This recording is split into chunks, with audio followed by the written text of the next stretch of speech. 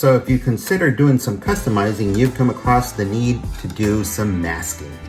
And as you can see here, masking is going to be an intricate part of doing a customized figure, because you're going to be painting areas and you're going to be wanting to protect areas that you don't want painted.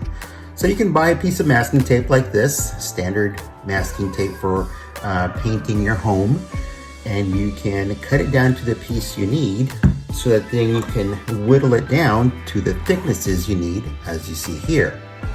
Now you can buy rolls of this in this thickness, even thinner, or even wider, all depending on the need that you're trying to cover. For large areas, it is definitely the way to go.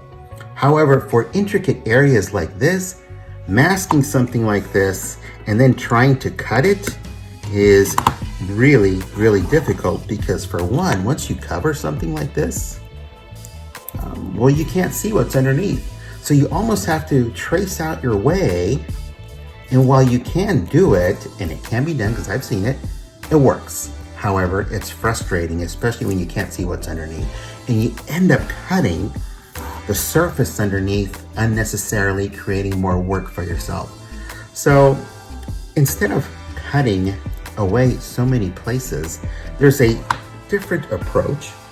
And the different approach to masking, although it's still masking, is using a liquid form.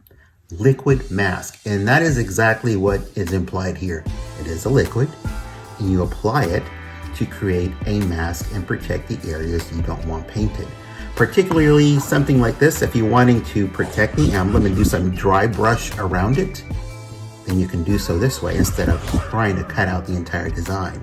So the way this works is, because it is liquid, you can either apply it onto your board and pick up what you need, or apply it directly to a large surface like this. And as you can see, it is a liquid, and it will dry as you use it. It is water soluble, so you could actually wet the bristles of the brush to spread it around. As we speak, it is drying, but you can see that we can spread it just like paint. And once it is dry, it provides the same protection and coverage as if you use tape. But look how much easier it is to go around the design without cutting into the surface anywhere around it. So it may require 1 or 2 coats, but I prefer 1 or 2 coats instead of having a cut mark on the actual body and then trying to repair it, causing more frustration. So once it is dry, you just rub it off like rubber cement. It does not stick to the paint to pull it off. It only sticks to the surface to protect it. Very, very simple to remove. Because it is water soluble, you can actually wet the brush again just with water to reposition the mask where you need it to actually cover correctly. As you can see, because it is a paint that has a glossy surface to it, it has trouble sticking to it. As you can see, it's already trying to dry because it actually is sticking to the bristles. And that's why you would then come back and do a second coat. But this is what you would use to get into intricate little corners.